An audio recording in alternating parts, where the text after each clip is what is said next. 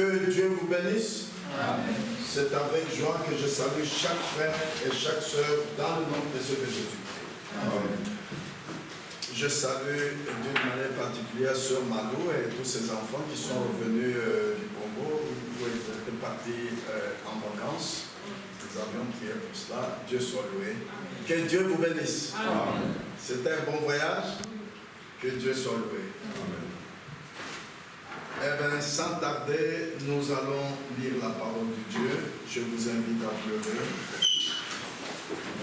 Nous lirons aujourd'hui dans l'évangile selon Jean, chapitre 6, versets 64 à 71.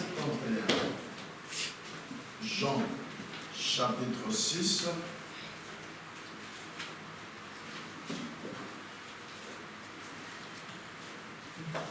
versets 64 à 71.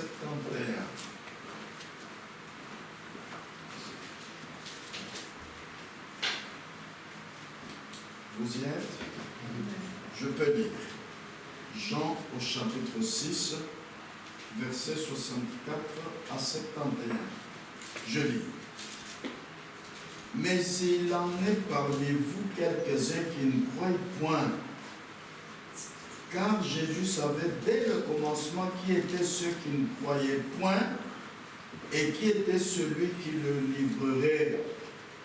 Et il ajouta, c'est pourquoi je vous ai dit que nul ne peut venir à moi si cela ne lui a été donné par le Père.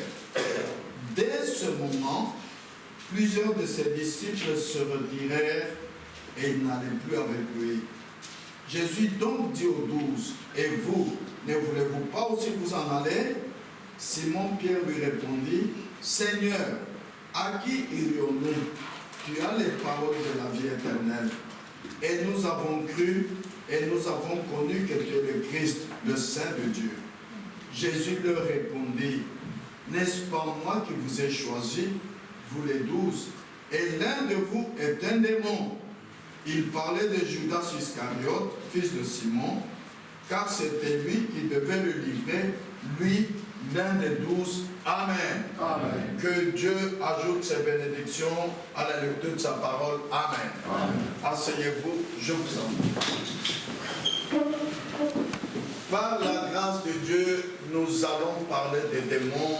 Nous avons déjà commencé à parler des démons tous les jours passés. Les gens parlent des démons, mais ne connaissent pas les démons. Ne connaissent pas qui sont les démons, d'où viennent les démons, ne connaissent pas comment les démons peuvent-ils opérer, quelles sont les œuvres des démons, ne connaissent pas comment se débarrasser des démons. Ah. Et nous avons toujours appliqué cela, comment se débarrasser des démons, dans le service de guérison divine, par l'imposition des mains et en disant, toi, démon de tuberculose, démon de fièvre, au nom de Jésus-Christ, sors de mon frère.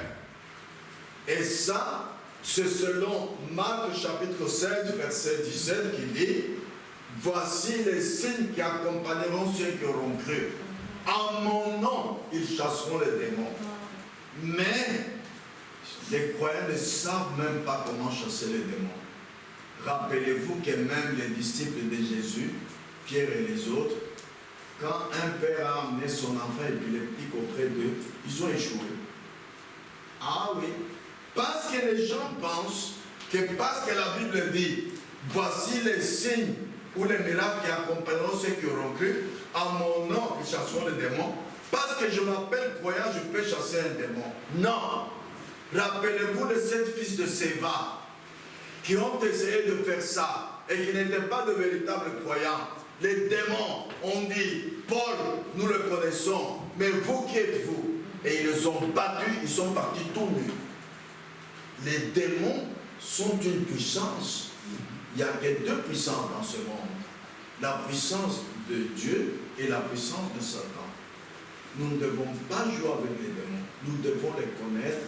C'est pourquoi je vous prie d'être attentifs à ces instructions que nous continuons à vous donner. C'est ainsi que le cancer, la tumeur, la tuberculose, ainsi de suite, ces êtres ne sont pas des êtres naturels, ils sont des êtres surnaturels et ce sont des démons. Le cancer, c'est le nom du démon qui s'appelle cancer. La tuberculose, c'est le nom du démon qui s'appelle tuberculose. Aveugle, c'est le nom du démon qui s'appelle aveugle. Quand il entre en vous, vous devenez aveugle. Vous devenez tuberculeux. C'est ça. Vous voyez? Et ces êtres-là, ce ne sont pas des êtres naturels. Non. Ce sont des êtres surnaturels et ce sont des démons. Mais il s'agit là des démons dans le corps, dans les formes physiques. Des démons comme des tumeurs, cancers, ils ont une vie en eux. Et sa vie, c'est un démon. Oui, nous avions vu la semaine passée que les démons sont des esprits. Et lorsque ces esprits qui sont les démons entrent dans une personne, ils donnent à cette personne leur nature. Maintenant, que ce soit cancer dans le corps ou cancer dans l'âme, le démon peut entrer dans le corps comme dans l'âme. Je vous donne un exemple dans la Bible d'un démon qui est entré dans le corps. Il s'agit de l'enfant épileptique dont je vous ai parlé en Matthieu 17, 15 à 18. Et le démon peut entrer dans l'âme, comme c'était le cas dans Marie de Magdala. Elle avait ce démon que Jésus a chassé. Nous lisons dans Luc chapitre 8, verset 2. Luc chapitre 8, verset 2. Les 12 étaient avec lui et quelques femmes qui avaient été guéries d'esprits malins et de maladies. Marie dit de Magdala, de laquelle était sorti ce démon. Vous voyez, les démons dans l'âme, ça s'appelle des esprits malins, et les démons dans le corps, ça s'appelle des maladies. Mais tous, ce sont des démons. Amen. Et nous allons parler aujourd'hui au sujet des démons qui sont dans l'âme, sous forme spirituelle. Ces démons-là demeurent dans l'âme de la même manière qu'ils demeurent dans le corps en manifestant des maladies telles que tumeurs, tuberculose, ainsi de suite. Maintenant, parlons des démons qui sont dans l'âme. Sans aucun doute, partout vous trouverez des chrétiens réunis ensemble, vous trouvez des gens qui ont ces esprits de démons en eux. Comme ici, il y en a. Vous pouvez peut-être vous orgueillir un peu en disant non, moi je n'en ai pas, mais écoutez ce que dit la parole de la Bible. Vous voyez? Et ces démons-là, dans les chrétiens, ils ne les ont pas désirés. C'est indésirable. Ils ne les veulent pas. Prenez par exemple Matthieu 16, verset 23.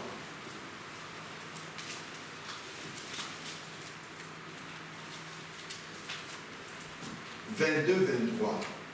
Matthieu 16, verset 22-23.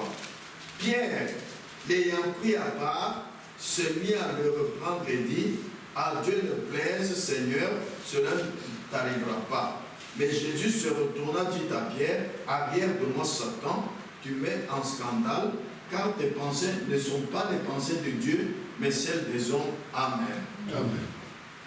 En effet, Jésus était en train de dire à ses disciples que le temps est là, maintenant je serai arrêté, on va me souffrir, on va me faire souffrir, on va me crucifier, je vais mourir et je vais jusqu'à le troisième jour.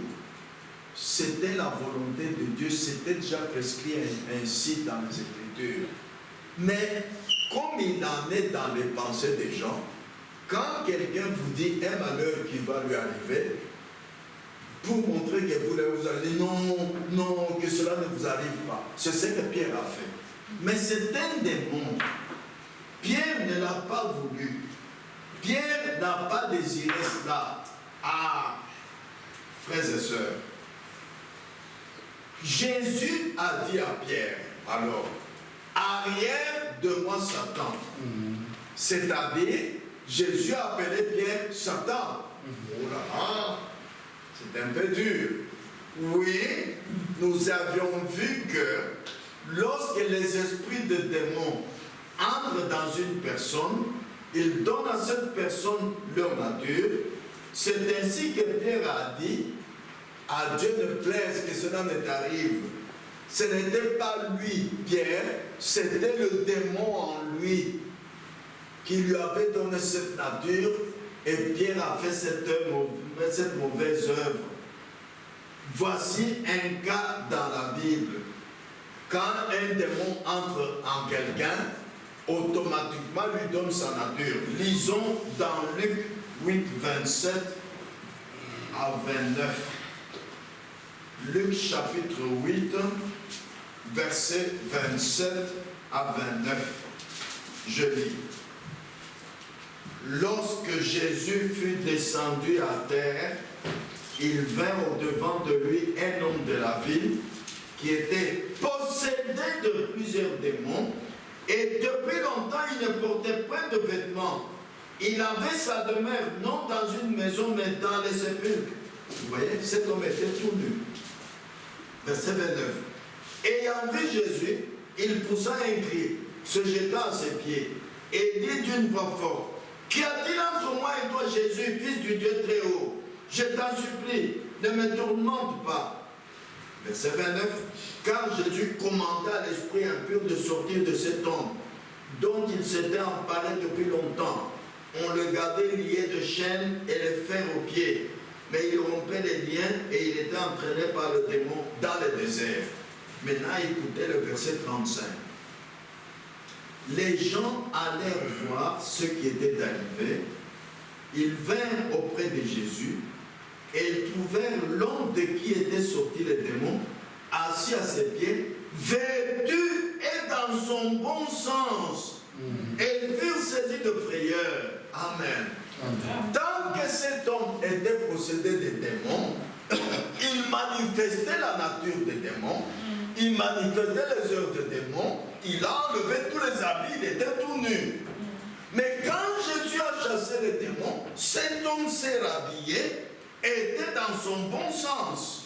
Vous comprenez que ceux qui vont à la place des nudistes, ce sont des démons. Ce n'est pas eux qui font ça, c'est les démons en eux qui font ça. Ayez même pitié d'eux. Ne vous moquez pas d'eux. Si les mêmes démons de nudité entraient en vous, vous allez enlever les habits tout de suite. Parce que les démons sont d'une puissance. Amen. Amen. Vous avez saisi la pensée? Que Dieu vous bénisse. Continuons. Dans la vie naturelle, lorsque vous dites à quelqu'un, tu es un menteur, tu dis à cette personne, tu es un démon, car le mensonge, c'est la vie des démons, et un démon est dans cette personne, ainsi cette personne manifeste la mauvaise œuvre des démons, et cette personne est un démon. Peut-être vous ne saisissez pas vite, mais écoutez encore. Quand vous travaillez, vous vous appelez commis ou secrétaire. Mais un jour, on vous dit non, on voit que vous êtes capable, vous devenez directeur. Quand maintenant vous faites les fonctions de directeur, vous vous appelez directeur. Quand vous étiez là-bas, vous étiez commis. C'est la même chose. Quand vous faites l'œuvre d'un démon, vous êtes un démon. Si je vois un enfant chez eux en train de jouer à la balle, je dirais, oh, mais vous êtes un bon joueur. Vous êtes un bon guépère. Parce qu'il fait l'œuvre des joueurs. Il fait l'œuvre du joueur qui joue dans le goal. Vous voyez, c'est la même chose dans les choses spirituelles. Quand vous manifestez les œuvres des démons, vous êtes un démon. Retenez bien. C'est pourquoi Jésus a dit, arrière de moi Satan, à Pierre. Parce que Pierre avait manifesté les œuvres de Satan. Et il a dit, l'un de vous est un démon. Nous allons y arriver tout de suite. Et il parlait de Judas. Jésus a appelé Judas un démon. Voyez, c'est de la même manière que les gens avaient dit de Jean-Baptiste qu'il a un démon. Nous lisons dans Matthieu 11, verset 18. Lisons. Matthieu 11. Quand les gens regardent les œuvres qu'ils te font, que tu fais, ils te donnent directement l'étiquette de là où viennent ces œuvres. Matthieu 11, verset 18. Je lis.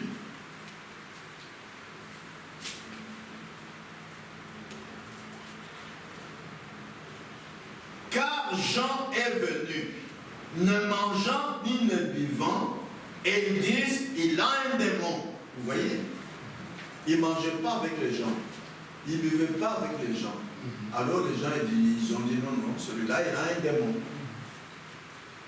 Peut-être c'est un langage qui n'est pas courant parmi nous les croyants, mais c'est biblique et c'est naturel. Même dans le langage de tous les jours, les gens ne disent pas démon, mais ils disent, mais ça c'est un buveur, ça c'est un ivrogne, vous voyez, ça c'est une prostituée.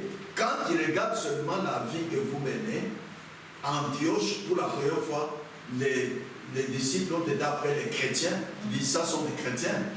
On vous colle l'étiquette de ce qu'on voit être manifesté dans votre vie. Amen. Amen. Jésus a dit dans Jean 6, versets 70 et 71. Lisons. C'est l'écriture que nous avons lue au commencement. Jean 6, 70 et 71. Jésus leur répondit, n'est-ce pas moi qui vous ai choisi, vous les 12, et l'un de vous est un démon. Il parlait de Judas Iscariote, fils de Simon, car c'était lui qui devait le livrer, l'un des 12. Amen. Mais maintenant, pour être certain que ce que je viens de vous dire est biblique, et le langage de Jésus est biblique, il ne se moque pas de Judas. Il dit quelque chose de biblique. Les œuvres que vous manifestez montrent qui tu es. Maintenant, voyons comment Judas a-t-il livré Jésus. C'est par l'influence de démons. C'est écrit dans Jean 13, verset 2. Jean chapitre 13, verset 2. Je lis. Pendant le souper, lorsque le diable avait déjà inspiré au cœur de Judas Iscariote, fils de Simon, le dessein de le livrer. Amen. Amen. Donc, la pensée de livrer Jésus aux mains de ses ennemis ne venait pas de Judas, c'est une inspiration diabolique. C'est une inspiration qui vient des démons. C'est pourquoi lui-même Judas était un démon. C'est Jésus qui l'a dit. Il n'y a que deux puissances qui dominent le monde entier. La puissance de Dieu et la puissance de Satan. Et sur cette terre, tous les vivants subissent l'influence de l'une ou de l'autre de ces deux puissances. Vous ne pouvez pas y échapper. Soit vous vous laissez influencer par le Saint-Esprit, soit vous vous laissez influencer par les démons. Il n'y a pas de troisième chemin. Amen. Amen. Ainsi, nous tous, même étant dans l'Église, même étant des chrétiens, nous sommes influencés soit par l'Esprit de Dieu, soit par l'esprit des démons.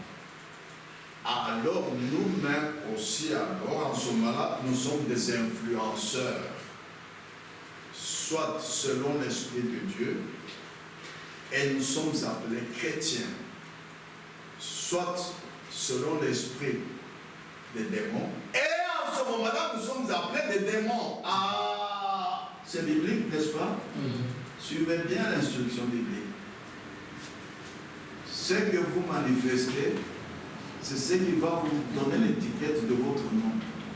Si vous vous laissez influencer par le Saint-Esprit, vous êtes un influenceur aussi des autres gens, selon l'Esprit de Dieu, et vous vous appelez chrétien.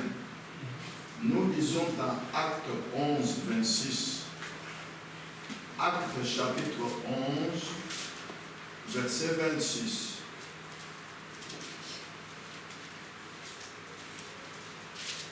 Je lis.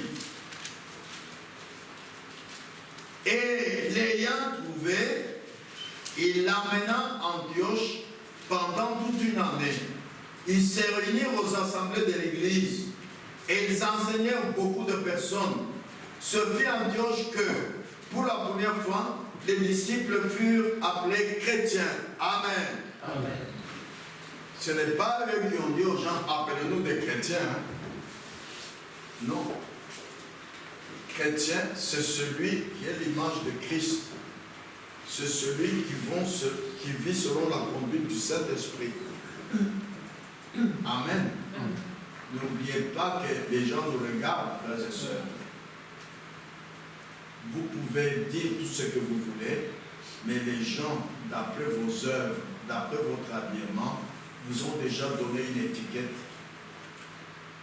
Alors, la Bible dit, c'est à leurs fruits que vous les reconnaîtrez. C'est juste. Faites attention aux fruits que vous manifestez. Nous lisons dans Colossiens chapitre 1, verset 8, pourquoi les disciples ont été appelés chrétiens. Regardez la réponse. Colossiens 1, 8. Et qui nous a appris de quelle charité? L'Esprit vous anime. Le Saint-Esprit vous anime et vous vous laissez influencer. Chaque personne a un libre arbitre. Comme vous êtes là, vous pouvez entendre l'Esprit qui vous dit, levez-vous, levez-vous. Et vous pouvez ne pas vous lever. Jetez-vous à terre, jetez-vous à terre. Vous n'allez pas vous jeter, vous êtes libre.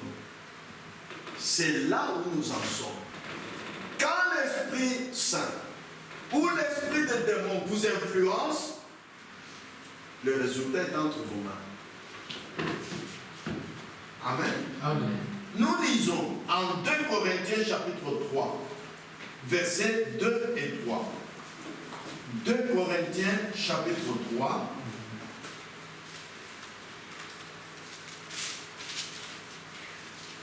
« 2 Corinthiens chapitre 3, versets 2 et 3. Je lis. C'est vous qui êtes notre lettre, écrite dans nos cœurs, connue et lue de tous les hommes. Vous êtes manifestement une lettre de Christ, écrite par notre ministère, non avec de l'encre, mais avec l'Esprit du Dieu vivant. Non sur des tables de pierre, mais sur des tables de chair, sur les cœurs. Amen. Quand nous ne prêchons pas notre connaissance à nous les prédicateurs, non. Nous prêchons les Écritures de la Bible, telles qu'elles sont écrites dans notre temps. Et nous parlons comme Pierre en disant, ce n'est plus moi qui vis, c'est Christ qui vit en moi.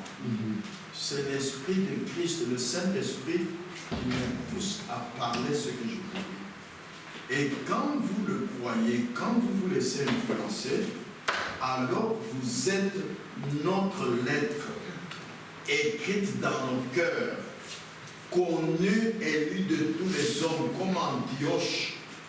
Les prédications qui ont été vécues, les gens du monde ont vu ça, ils ont dit, ça sont des chrétiens. Ce sont des gens qui vivent la vie de Jésus-Christ, qui est ici sur terre, qui est mort, qui est ressuscité, qui est allé au ciel. Mais ces gens-là vivent sa vie. Vous voyez? Et c'est manifestement que vous êtes une lettre de Christ. Ce que vous manifestez, frères et sœurs, alors nous sommes des influenceurs. Soit selon l'esprit de Christ, soit selon l'esprit des démons, selon la puissance des démons. Quand c'est selon les démons, alors nous manifestons la vie des démons, la nature des démons, comme Pierre l'a fait, comme Judas l'a fait.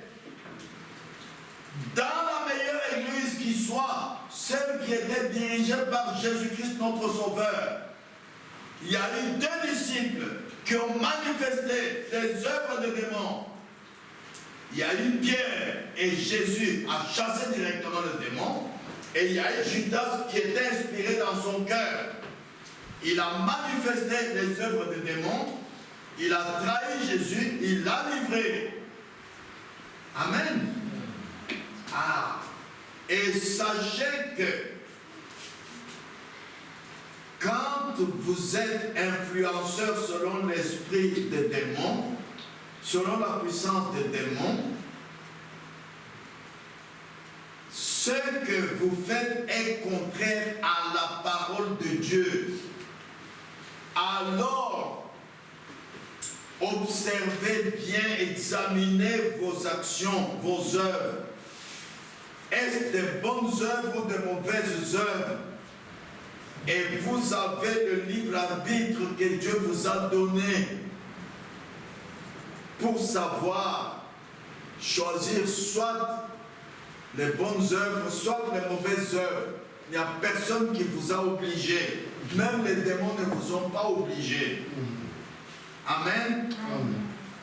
Alors, quand vous choisissez de vous laisser influencer par l'esprit des démons et vous manifestez les œuvres des démons qui sont contraires à la parole de Dieu, vous êtes appelé démon, comme Judas fut appelé démon. Ainsi, un homme avec des cheveux longs, comme nous en voyons souvent ici en ville, c'est un démon. Vous êtes d'accord avec moi? Ah. Une femme prostituée a toujours les 7 démons qui étaient chassés de Marie de Magdala. Et chaque femme prostituée est un démon. Amen. Quelles sont les œuvres, quels sont les 7 démons que Jésus a chassés de Marie de Magdala? Les voici. Nous en avons la révélation par le prophète de notre temps. Le premier démon, c'était le démon de l'orgueil. Vous savez bien que toutes les femmes prostituées sont orgueilleuses. Vous en avez déjà une qui est timide. Qui a déjà vu une femme prostituée timide? Moi, j'en ai jamais vu. C'est pour vous dire que les femmes prostituées sont des démons. Vous, frères, faites attention. Ce sont des démons. Elles ont l'orgueil. Le deuxième démon, la vantardise. Le troisième démon, l'impureté. Ah, c'est pourquoi elles sont presque nues. Hein.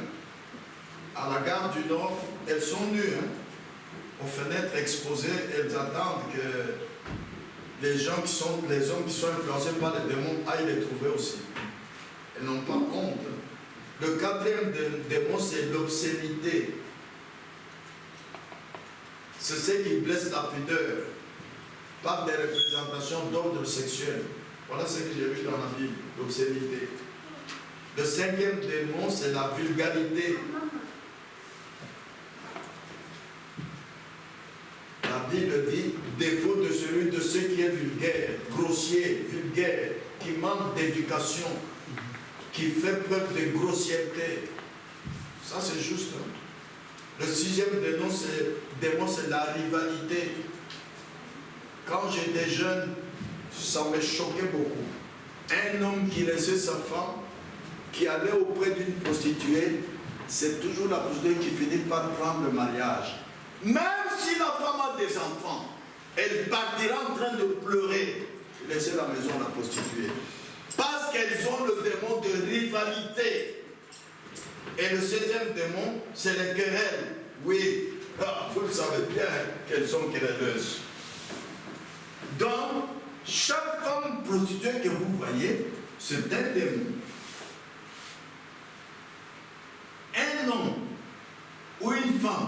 Andigini, ce qu'on appelle maillot de bain, c'est un démon. Une femme avec des cheveux coupés, c'est un démon. Une femme qui n'est pas habillée d'une manière décente, avec pudeur, c'est-à-dire habillée sexy, même si elle est dans l'église et s'appelle chrétienne, c'est un démon. Par là, frères et sœurs, je vous en supplie, moi je vous ai toujours lu la Bible d'Arby dans l'Apocalypse, comment Jésus était habillé. Il portait une robe qui allait jusqu'aux pieds. Alléluia. Mais vous allez dire, mais Jésus c'est un homme. La Bible vous répond, en Christ il n'y a ni homme ni femme. Est-ce que je mens? Non. Alors que ça signifie? On peut retourner dans l'Ancien Testament, dans Nombre. Vous trouverez que dans Nombre, il est parlé de, je vais vous dire, Nombre, voilà, Nombre chapitre 6.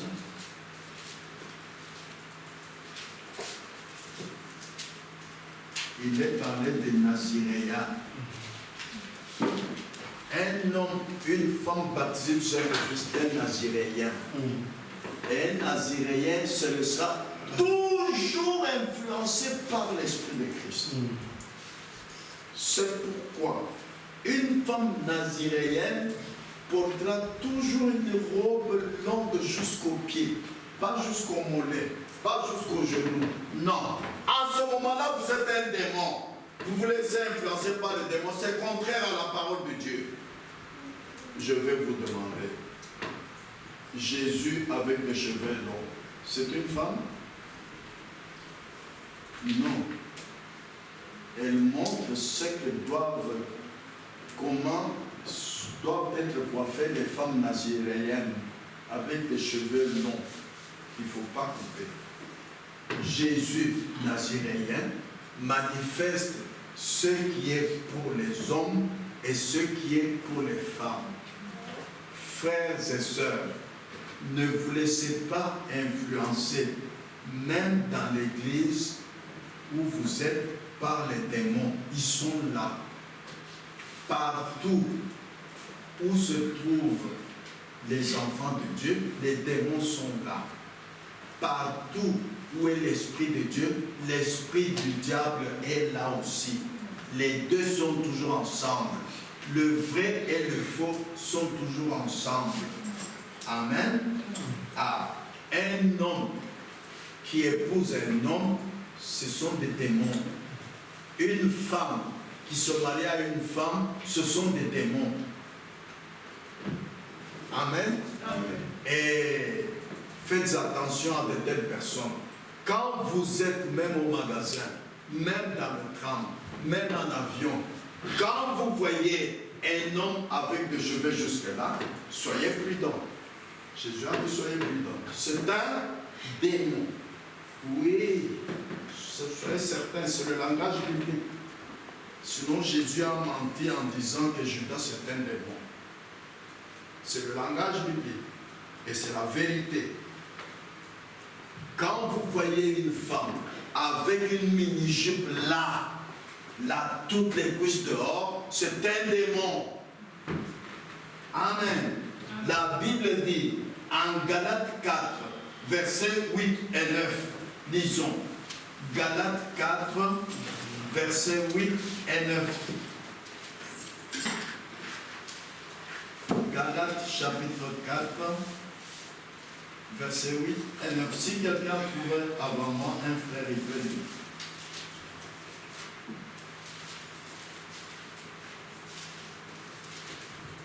Voilà, moi j'ai trouvé. Autrefois, ne connaissant pas Dieu, vous serviez de dieux qui ne sont pas de leur nature. Mais à présent que vous avez connu Dieu, ou plutôt que vous avez été connu de Dieu, comment retournez-vous à ces faibles et pauvres rudiments auquel de nouveau vous voulez vous asservir encore. Verset 8.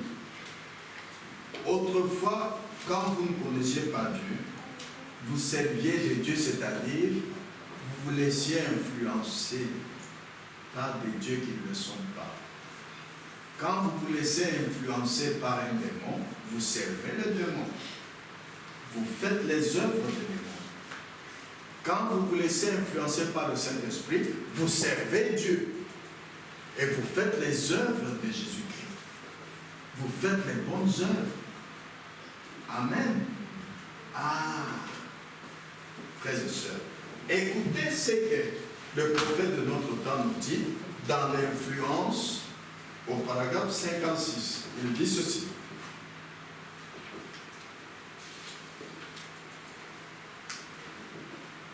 Eh bien, vous savez, vous influencez quelqu'un.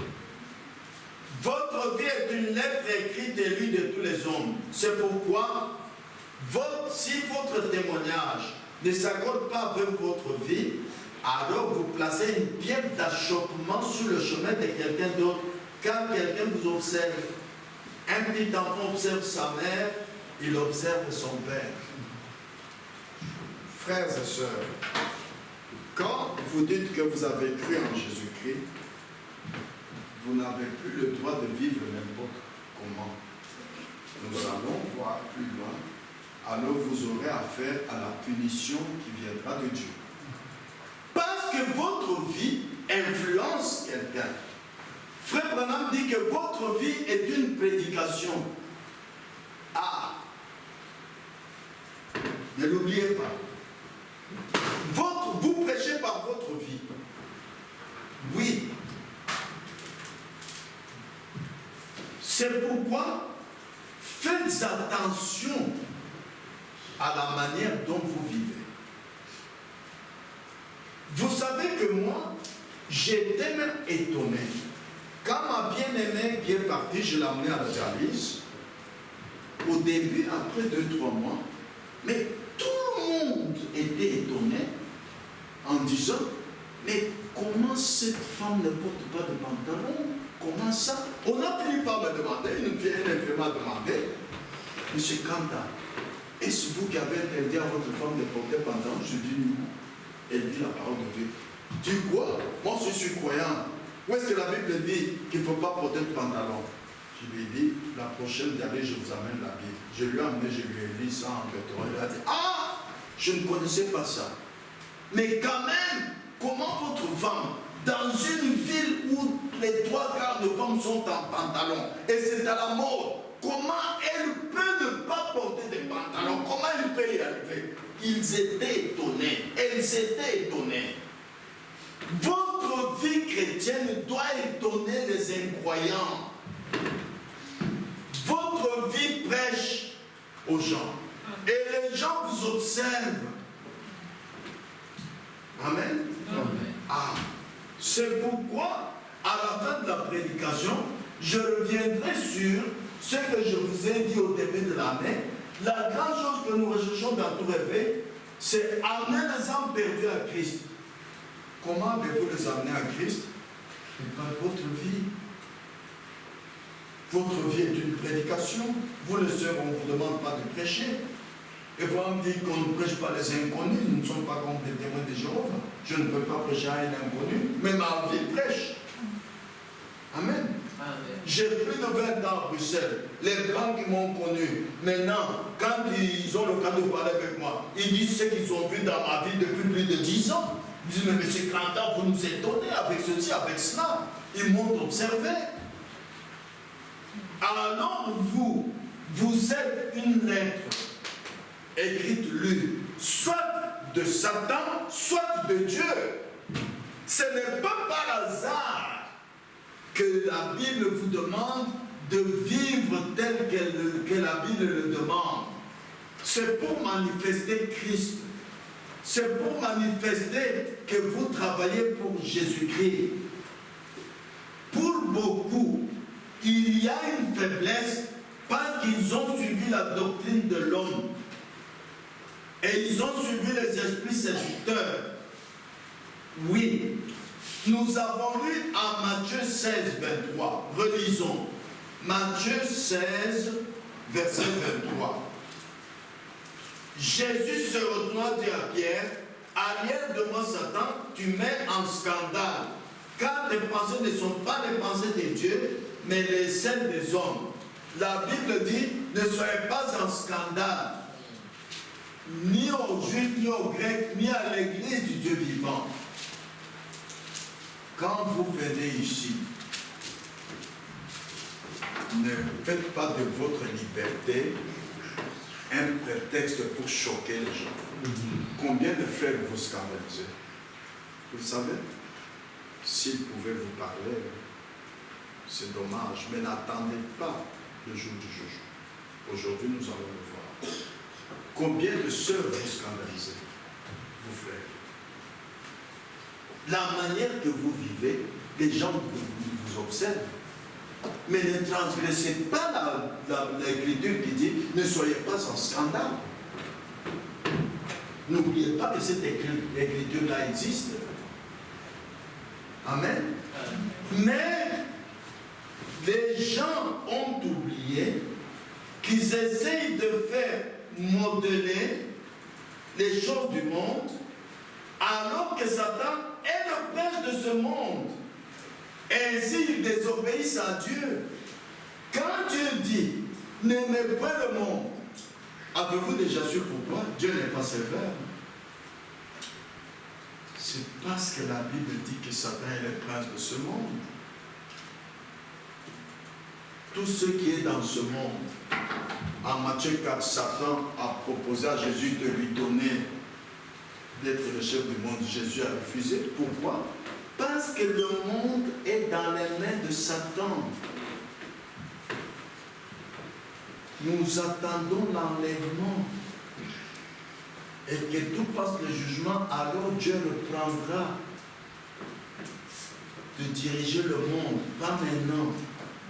Tout ce que vous voyez dans ce monde, c'est Satan qui a mis ça dedans. Alors faites attention, vous devez vivre la Bible.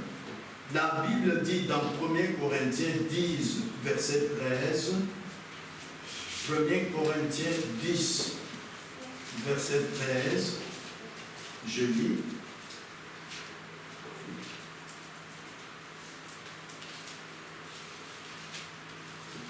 Aucune tentation ne vous est survenue qui n'ait été humaine, et Dieu qui est fidèle ne permettra pas que vous soyez tentés au-delà de vos forces.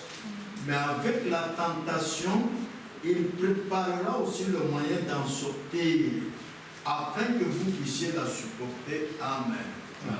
Satan, les démons sont des tentateurs, des séducteurs, mais ce sont nos ennemis et ils vous amènent à la mort. N'oubliez pas. Les démons ne sont pas nos amis, mais ils sont nos ennemis. Mais ils viennent avec une telle douceur, par hypocrisie. Amen. C'est pourquoi, quand vous vous laissez influencer par les démons, regardez comment nous allons aboutir à la fin de cette instruction d'aujourd'hui. Vous oubliez que vous désobéissez à Dieu et que Dieu punit toute désobéissance. C'est écrit en 2 Corinthiens, chapitre 10. 2 Corinthiens, chapitre 10.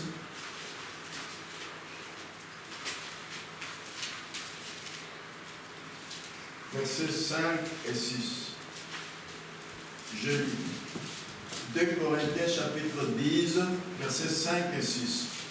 Nous renversons les raisonnements et toute hauteur qui s'élève contre la connaissance de Dieu et nous amenons toute pensée captive à l'obéissance de Christ. Nous sommes prêts aussi à punir toute désobéissance lorsque votre obéissance sera complète. Amen. Il y a deux choses dont l'apôtre Paul parle ici. Nous renversons les raisonnements. Ne raisonnez jamais avec la parole de Dieu. Quand vous ne comprenez pas, mettez-vous à genoux chez vous. Seigneur, j'ai lu ce verset, je ne le comprends pas. Le Seigneur parle. Le Saint-Esprit parle. Attendez qu'il vous réponde. Seigneur, aujourd'hui le prédicateur a prêché telle chose. Je n'ai pas compris. Même pas ici, chez vous. Et attendez la réponse. Amen. Amen. J'avais un ami qui était mon ami. Moi, quand j'écris, j'ai dit à tous mes amis, c'est fini, ne venez plus chez moi. La Bible dit qu'un croyant ne peut pas avoir de relation avec un incroyant. Alors, j'avais un ami qui m'avait vendu un camion. Et à un bon prix très bas. Mais il venait de se marier à une femme dénominationnelle. Et j'ai dit à cette femme, demande à Dieu si l'église où tu vas, c'est l'église de Dieu. Après une semaine, mon ami là, mon ex-ami là me dit, venez, et là on vous répond. Il me dit, oui, comme tu m'avais dit, j'ai demandé à Dieu. Il m'a répondu que l'église où je vais n'est pas bonne. Dis, gloire à Dieu, maintenant demandez-lui quelle est la bonne église. Mais la Bible dit, demandez, on vous donnera. Le problème est que les croyants ne demandent pas. Ils font tout par raisonnement. Ils font tout par interprétation particulière. Et ils oublient que la Bible dit dans 2 Corinthiens 10:6, nous sommes prêts aussi à punir toute désobéissance. Oui. Quand vous vous laissez influencer par les démons, vous désobéissez à Dieu. Parce que vous êtes en communion avec les démons. La Bible dit dans 1 Corinthiens 10, verset 20, ne soyez pas en communion avec les démons. Vous ne pouvez pas servir 2 maîtres à la fois.